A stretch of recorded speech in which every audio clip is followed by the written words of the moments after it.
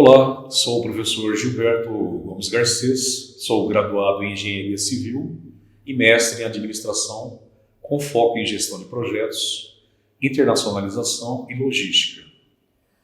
A presente aula tem por finalidade analisar a gestão de pedidos nas empresas, avaliando a gestão, custos, controles, sistemas e classificação dos estoques, através de oferecimento de práticas Lean, entre outros assuntos dessa área de gestão de projetos.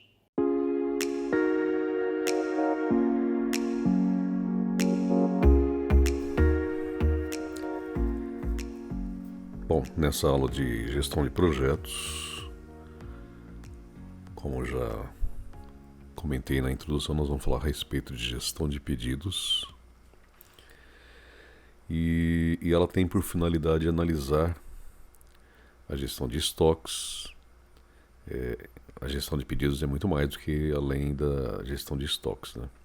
A gente vai ter que fazer a avaliação de custos, controles, sistemas, a classificação de estoques.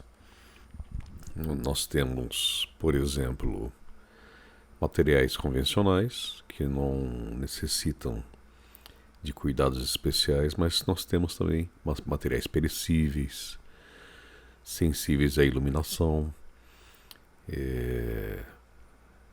sensíveis à insolação. Então, dependendo da área em que o gestor estiver trabalhando, ele tem que levar em consideração o tipo de material que você estará manipulando, né? Por exemplo, na indústria química é um setor assim que tem muito assim de materiais voláteis, perecíveis, perigosos, enfim. As classificações elas têm que ser levadas em considerações na hora de fazer a gestão do estoque. Então, essa gestão de estoque eficiente nas empresas ela pode aumentar a lucratividade organizacional. Ela pode diminuir as despesas com as manutenções de estoques e aumenta também a competitividade da empresa no mercado, segundo Souza. Então, uma gestão de estoque ela é fundamental para uma boa eficiência de uma empresa e fazer com que ela se mantenha no mercado de forma competitiva. Qualquer tipo de organização, seja ela privada, pública ou sem fins lucrativos, ela pode usar a gestão de estoques como uma vantagem competitiva. Apesar de absorver em parte substancial do orçamento operacional, os estoques eles não agregam valor aos produtos, ou seja, são atividades necessárias e que fazem parte do processo de produção, porém ela vai se traduzir em eficiência com uma diminuição da gestão do estoque, com um transporte eficiente, com uma entrega adequada, na hora certa, na quantidade certa. Você não pode aumentar o volume, né, de inventário, porque você retira do fluxo de caixa da empresa uma parte significativa do fluxo de caixa para manter um estoque parado, se você tiver um estoque assim em excesso. Então, isso quer dizer que a minimização dos níveis de estoque tem sido um diferencial competitivo e eles impactam diretamente na eficiência organizacional e a redução dos custos. Na construção civil, que é o meu setor de produção, eu me deparei muito assim com empresas às quais eu prestava serviço, em que eles tinham uma política de comprar o material sem levar em consideração o estoque. E aí chegava em canteiro de obra, você não tinha local adequado para instalar. Eu posso citar, por exemplo, portas, empresas que compravam kits, portas, aquelas kits, portas prontas. E esse kit ele ocupa 3 vezes mais o volume do que as mesmas portas desmontadas. E aí você chegava numa fase final de obra, por exemplo, e aí chegavam os kits para serem instalados, e antes da mão de obra chegar, eles não tinham um local adequado, era um tipo de produto que ocupava um espaço grande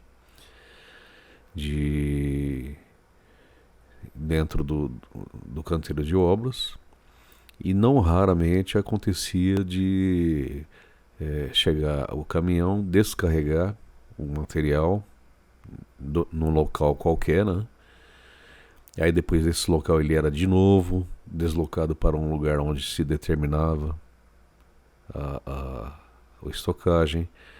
Aí no meio do processo todo precisava-se daquele local de novo, te retirava, enfim, era um exemplo claro de ineficiência.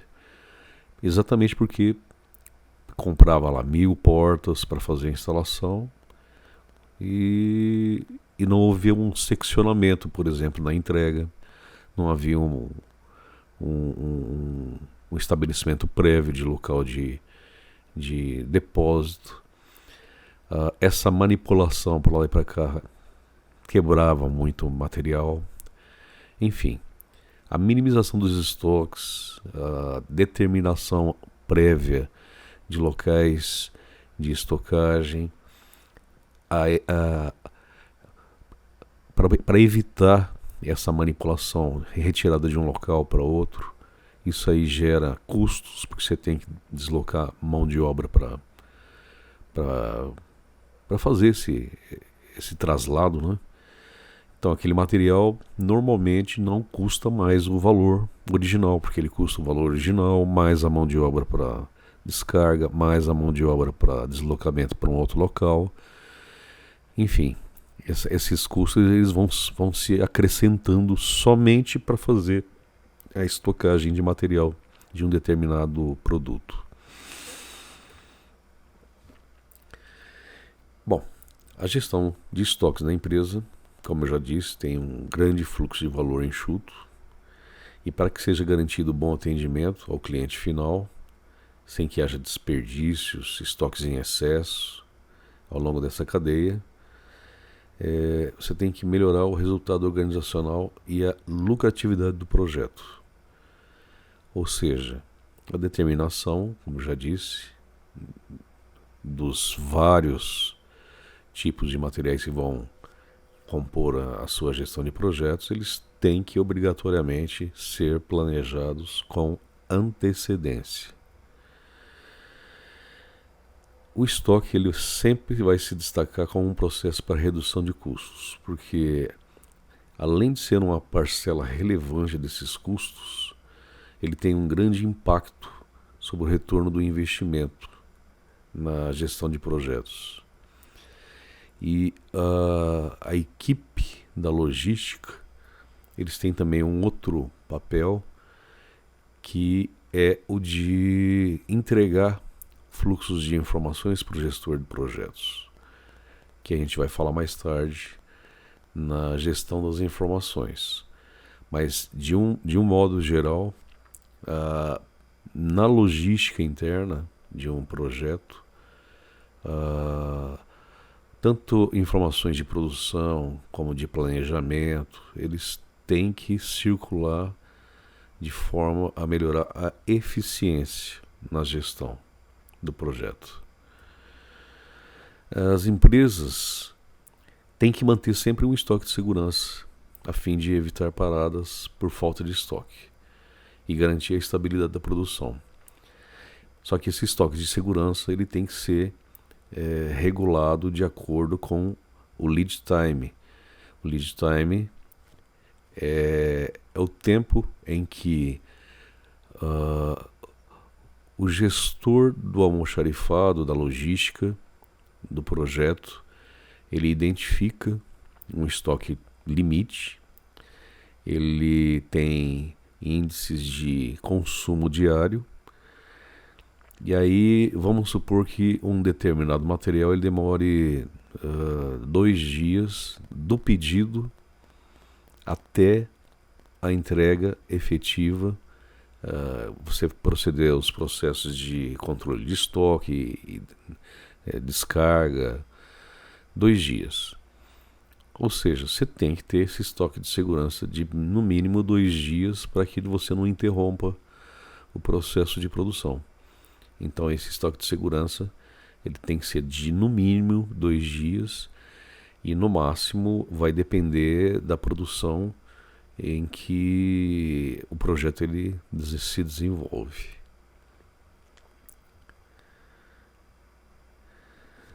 Loss, em 2016, ele sempre afirmou que muitas são as discussões referentes às fronteiras que separam a logística de suprimentos da logística interna e da logística de distribuição, e que esses diferentes pontos de vista podem ser notados por várias conceituações feitas por diversos autores em suas publicações.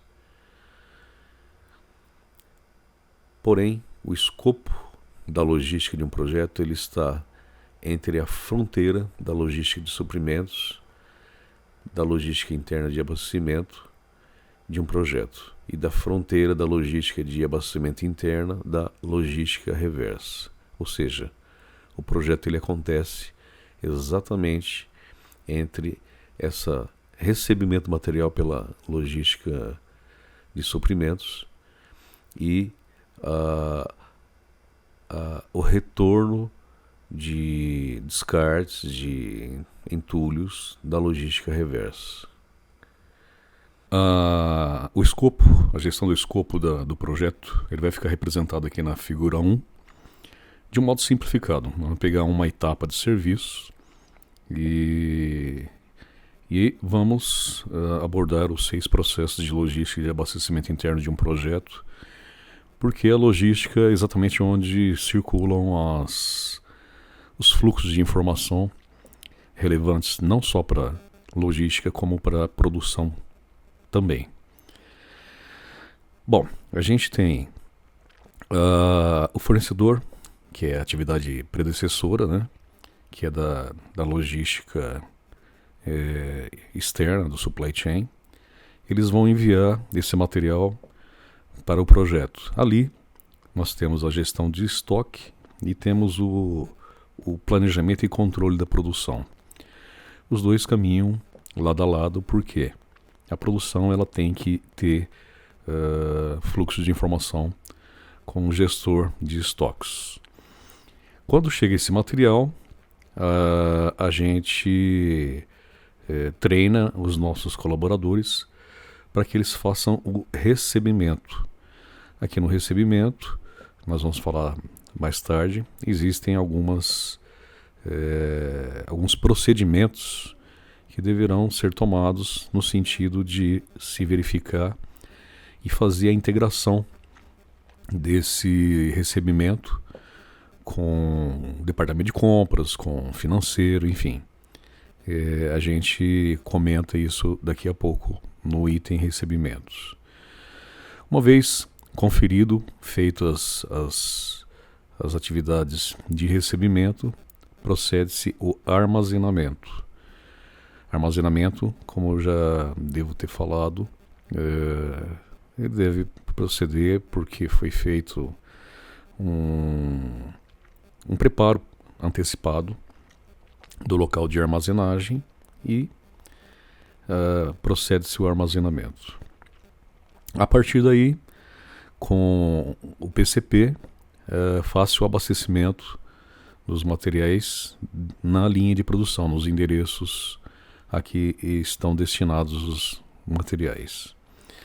Após essa produção, na gestão de estoques também, tem a realização da retirada de resíduos.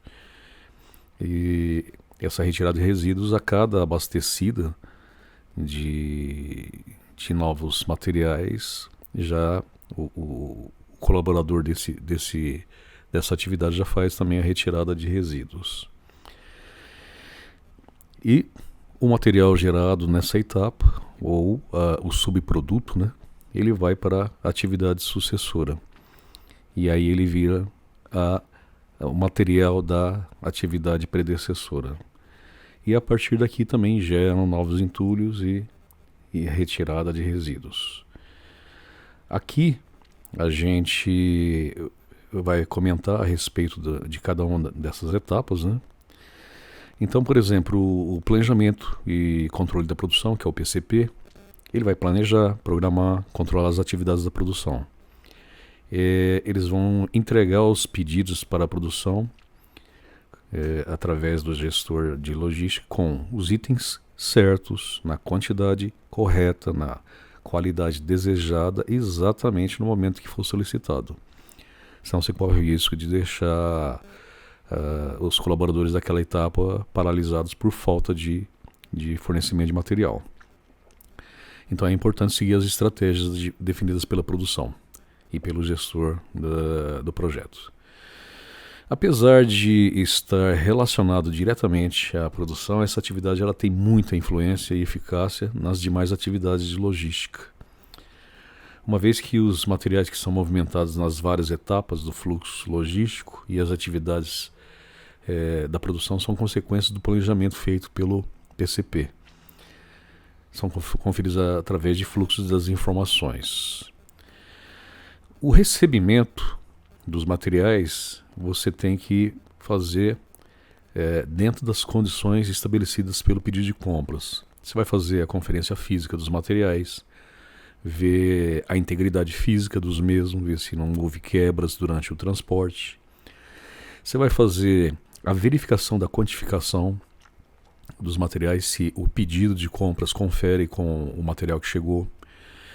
Você vai verificar os preços, se também os preços são compatíveis com o que foi feito no pedido de compras.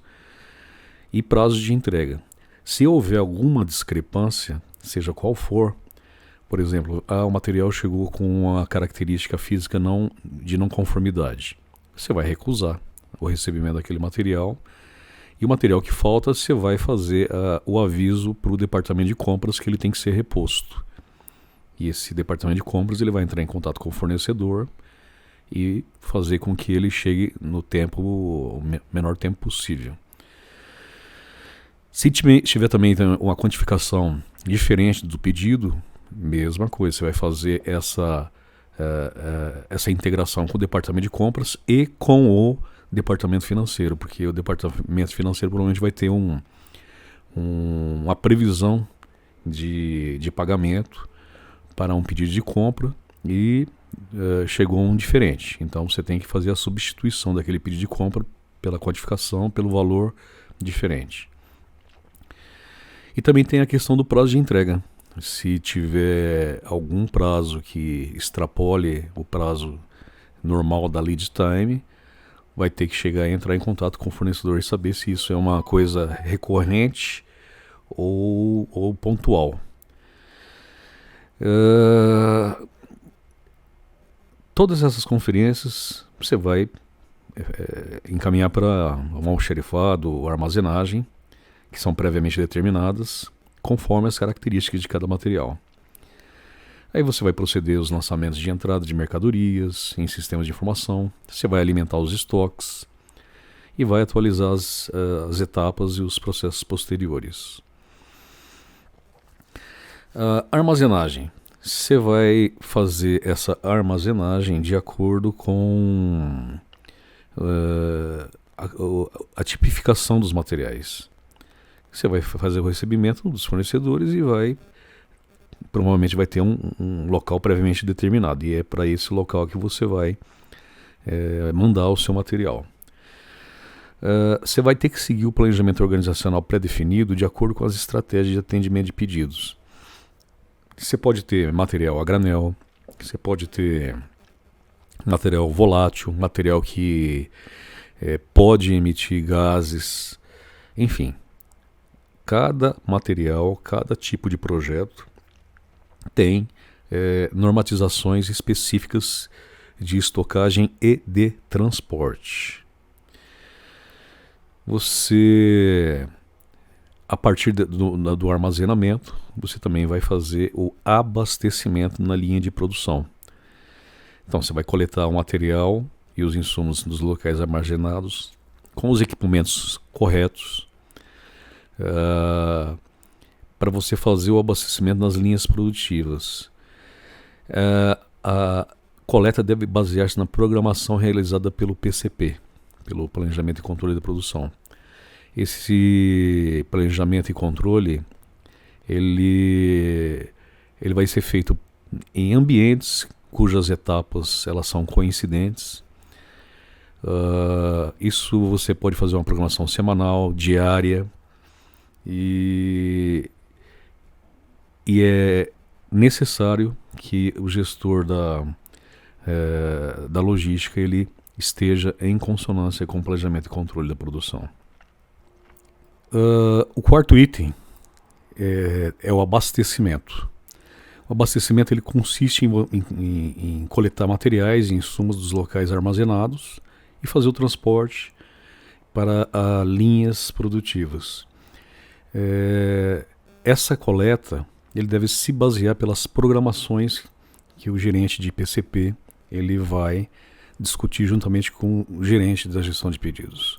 Ou seja, a programação ela pode ser semanal, pode ser diária, e o abastecimento ele tem que ser na quantidade certa, no endereço certo, com a qualidade que o seu colaborador de produção esteja esperando que chegue. Ou seja, o abastecimento ele é aquela fase onde você deve fazer o transporte num tempo correto, tem uma lead time específica para esse abastecimento. Se por acaso o colaborador X, Y e Z fizerem um abastecimento em um endereço com 15 minutos e um Z faz em 20 minutos, esses 5 minutos a mais ele entra como uma perda na produção por subutilização de mão de obra. Ou seja, você tem que ter um índice e os colaboradores têm que trabalhar dentro desse índice pré-estabelecidos. A gestão de estoques ela consiste nas atividades de entrada e saída dos materiais, dos estoques. Matéria-prima, ferramentas, equipamentos. Ferramentas e equipamentos eles têm que ser obrigatoriamente colocado o nome do colaborador, ele vai se responsabilizar pela integridade física dessas ferramentas e desses equipamentos, correto? Ele tem que ser devolvido nas mesmas condições em que foram retiradas do almoxarifado. E a matéria-prima, ela vai ter que obedecer também às políticas de estocagem pré-definidas e ela tem que ser elevada sem provocar nenhum tipo de perda, de quebra, e exatamente para reduzir os desperdícios, e tem que atender às necessidades operárias da atividade sucessora. Aqui, na gestão de entrada e saída, ou gestão de estoque, né, você tem que ter um estoque regulador. E esse estoque regulador ele pode ser controlado pela lead time, que são o tempo que o projeto ele pede para o seu departamento de compras para que seja reposto um item de material X. E vamos supor que esse item ele demore 2 dias para sair do fornecedor e chegar até aquele ponto, ao ponto de ser usado, levado para a linha de produção. E aí, a cada dia você está emitindo para aquela linha de produção 10 kanbans. Você tem que ter, pelo menos para esses 2 dias, 20 kanbans de estoque regulador. Por quê? Você chegou a 20 kanbans, você tem que fazer a solicitação daquele item de material, porque você tem 2 dias para que ele chegue. Se o seu consumo é de 10 por dia, você tem que ter pelo menos 20 Kanbans. Então, com a ferramenta Kanban e com a ferramenta Lead Time, você consegue fazer um controle enxuto da entrada e saída desses materiais, de modo a você não trabalhar com um estoque regulador muito alto, você vai trabalhar mais ou menos no limite, e também não pode ter um estoque muito acima para evitar quebras de materiais, falta de ambientes para estocagem. Retorno. O retorno ele consiste na retirada dos resíduos gerados na produção e da limpeza do ambiente a cada abastecimento. Ou seja, o colaborador ele leva um Kanban para aquela área de produção e, vamos supor que seja o Kanban 14. Ele vai entregar o 14 e vai retirar os resíduos da produção referentes ao Kanban 13. Com isso, ele deixa o ambiente limpo, lança a mão dos 5S, né? Limpeza, programar, organizar, e traz esses resíduos para fazer uma aferição por peso, metro cúbico, enfim, o tipo de medida que ele tem, e aí a partir daí você tem um índice de quebra na produção por Kanban, no caso do Kanban 13 aí, né? E com essas medidas, essas quantidades de resíduos que foram gerados naquela produção, você consegue verificar que profissional tal, ele quebra menos, profissional Y produz um pouco mais devagar, mas quebra muito menos do que o outro. O outro faz mais rápido e quebra mais, então aí é a hora de você colocar a lead time de cada produção em alinhamento. O entendimento é que quanto mais específicos forem os referenciais de verificação do grau de maturidade, maiores são as práticas linhas, as práticas enxutas dentro de um projeto. E se você tiver esses referenciais, você tem também como fazer as correções dessas práticas. E por isso que o grau de maturidade ele tem que ter práticas em todos os setores e níveis de um projeto. A seguir eu vou apresentar algumas práticas referentes ao tópico de gestão de pedidos, e todas elas são relacionadas com suas respectivas organizações, para facilitar o entendimento do que representam dentro nas rotinas dos projetos. Então nós temos aqui, a prática 1 seria um planejamento antecipado das instalações do almoxarifado em locais de armazenagem de materiais a céu aberto, depósitos intermediários, que seriam supermercados, locais de equipamentos, de produção, transportes. Com esse planejamento antecipado, você tem condições de verificar locais estratégicos por parte do almoxarifado, do recebimento, que seria da descarga de matérias-primas. Então nós temos aqui um exemplo de uma planta fabril, onde nós temos uma área de produção grande e temos uma área de estoque que fica mais à direita, onde estão parando os caminhões. Com essa planta fabril, o gestor ele tem condições de fazer a verificação do local mais adequado para você fazer um estoque regulador. E você tem dentro da produção também locais de execução de etapas de serviço, e tem supermercados que vão abastecer aquela etapa de produção sempre com o material que tem no estoque regulador.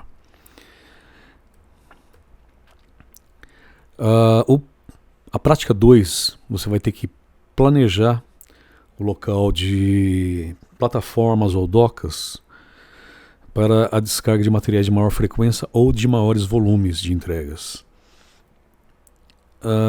As docas, elas, se você tiver num projeto de porte significativo, como por exemplo essas grandes empresas distribuidoras que nós temos, né, ou fábricas de grande porte, você tem, por exemplo, as docas para carga e descarga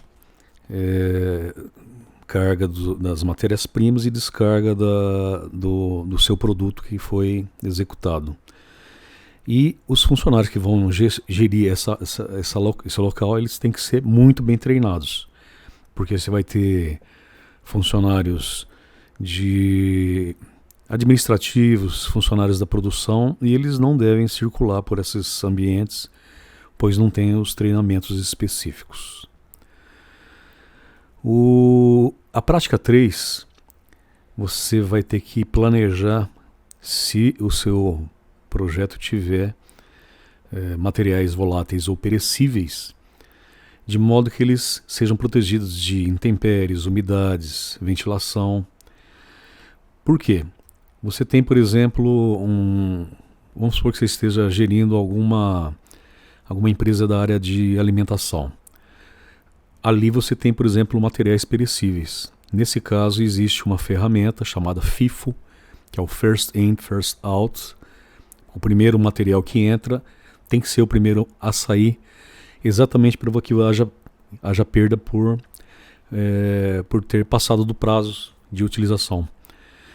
E utilizando essa ferramenta, você não corre o risco de ficar com material que passe do prazo de validade na utilização. Um outro exemplo seria uma estocagem de materiais voláteis. Vocês notem que nessa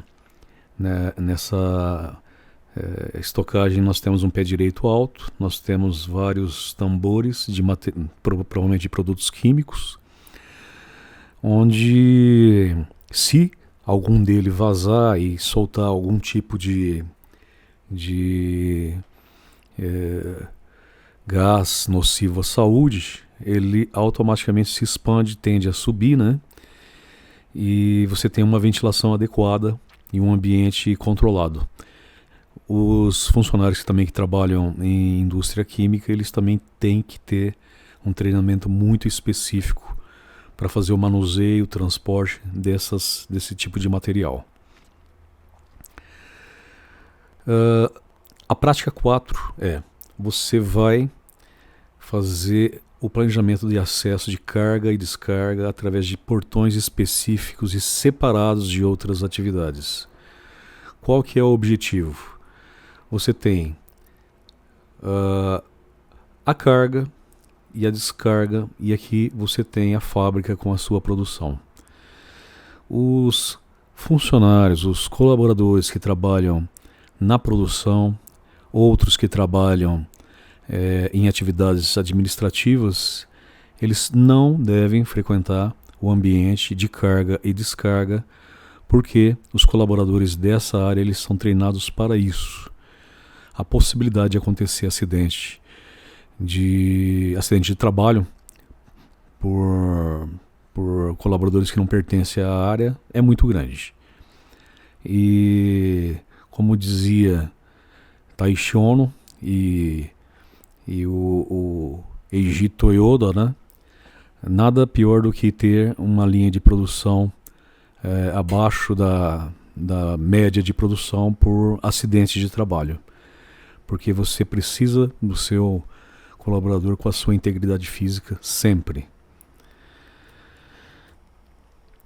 A prática 5, ela vai utilizar de plantas arquitetônicas para o planejamento das áreas de armazenamento.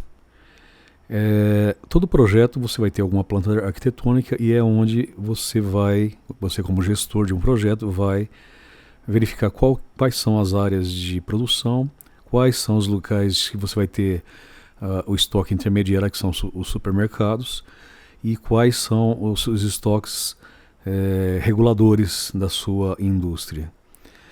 Aqui nós temos, por exemplo, um exemplo de uma indústria que está localizada dentro de uma quadra, correto?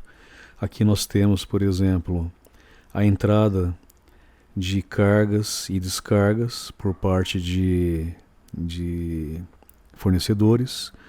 Nós temos aqui entrada de estacionamento para colaboradores que vão trabalhar na produção. Nós temos aqui acesso de serviços, que são os caminhões provavelmente de descarga. Nós temos acesso de funcionários, que eles vão poder entrar para fazer trabalhar na administração ou produção. Enfim, todos os locais onde o seu projeto ele tem algum acesso, eles têm que ser separados por categoria e por setor de produção. A próxima prática é a prática 6. Você vai estabelecer locais adequados para o depósito de quebra de materiais, de entulhos, perdas na produção.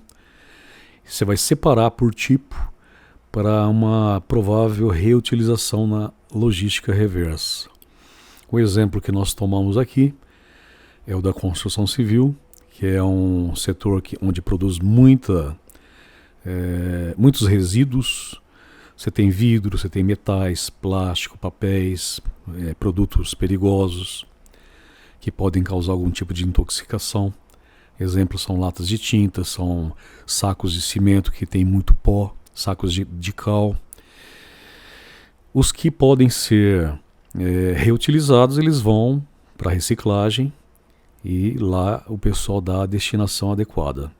Plástico, papel, metal, vidro são reutilizáveis. Os perigosos normalmente não. Mas você tem que deixar separado para que ele vá para um aterro sanitário adequado. Por exemplo, setor hospitalar, praticamente tudo o que vem de resíduo no hospital, ele vai para incineração, exatamente pela carga viral que ele sai de um hospital. A prática 7, você vai planejar uma rotina de entrega de materiais separada da rotina da produção. Ou seja, vamos supor que você tem uma rotina de trabalho que vai das 8 às 18 horas, numa planta fabril. Os colaboradores que chegam às 8 horas, eles correm o risco de ficar aguardando chegar materiais por meia hora, 40 minutos, até que se faça o abastecimento total nas linhas de produção. Para isso, a sugestão que se faz é: você coloca a sua equipe de entrega, de transporte, de insumos. Uma hora antes, das 7 às 8, eles fazem a entrega da primeira etapa de produção. Aí quando chega às 8 horas, os seus colaboradores da produção já estão no local, já têm os materiais à disposição, eles começam a produzir. Eles produzem das 8 às 18 horas, obviamente tem algum período de descanso, a pausa para almoço, e também vai ter novamente cargas, né, de materiais durante esse período. E essas cargas, eu já falei antes, o colaborador que for levar o insumo, vamos supor que seja lá o Kanban 14, ele tem que fazer a limpeza do Kanban 13 para ver qual foi o índice de perda por Kanban. E também promove a limpeza durante esse período. E uma atividade não pode paralisar a outra, eles têm que ser independentes. Se por acaso a atividade de limpeza for atrapalhar, você tem que aguardar pelo menos a última etapa de produção, que seria às 18 horas, e o pessoal da limpeza, ele faz a limpeza das 18 às 19 ou um outro horário estipulado pelo gestor do projeto. Com uma rotina de trabalho deslocada, você tem condições de fazer uma gestão mais enxuta, com 5S, que seria organizado, limpo, separado, enfim. Outra prática é você planejar um trajeto delimitado, racionalizado, identificado para o transporte entre depósitos e locais de produção. A gente vai pegar aqui esse depósito aqui. Nós temos aqui um trajeto delimitado para pedestre, para os colaboradores se deslocarem, independente dos acessos de equipamentos. Onde há um cruzamento entre equipamentos e pedestres, sempre vai ter que haver um cuidado de ambos as partes para evitar acidentes de trabalho. Eu estive, por exemplo, em uma fábrica de pisos e de azulejos em Santa Catarina, perto de Itapema. Fui visitar para ver como funcionava a parte logística deles. E, bom, não era enxuta, vamos colocar nos seguintes termos, né?